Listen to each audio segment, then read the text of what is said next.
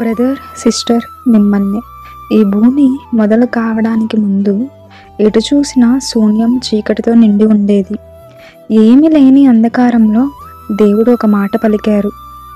ఆదికాండము 1వ అధ్యాయము 3వ వచనము చూసినట్లయితే, దేవుడు వెలుగు కమ్మని పలుకగా వెలుగు కలిగెను. దేవుడు సెలవిచ్చిన వెంటనే వెలుగు కలిగింది. ఏమాత్రం ఆలస్యం లేకుండా ఆయన వాక్కు వెలుగును సృష్టించింది. ఇది దేవుని మొదటి మాట. సూర్యుడు కంటే, నక్షత్రాలు కంటే ముందు ఆయన స్వరముతో వెలుగుని ఏర్పరిచారు. ఈ వాక్యం ప్రతి ఒక్కరి జీవితానికి ఒక సందేశం. మన జీవితంలో కూడా ఎన్నో చీకటి క్షణాలు ఉంటాయి. అయోమయం, నిరాశ, ఒంటరితనాన్ని ఎదుర్కొన్న రోజులు. అటువంటి సమయంలో దేవుని ఒక మాట చాలు. ఆయన మాట మన చీకటిని తొలగిస్తుంది.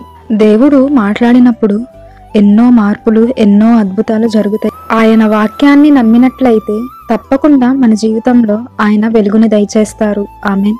దేవుడి పరిశుద్ధ వాక్యాన్ని దీవించును గాక. ఆమెన్.